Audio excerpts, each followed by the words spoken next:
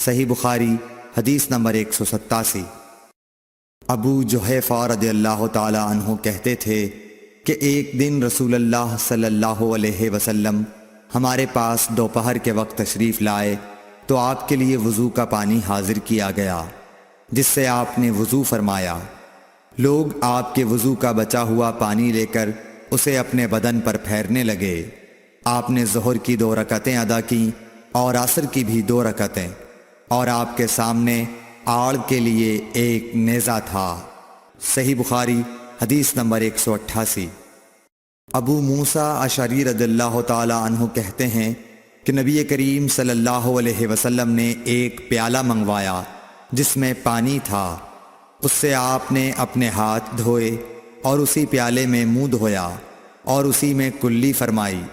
پھر فرمایا، تو تم لوگ اس کو پی لو اور اپنے چہروں اور سینوں پر ڈال لو۔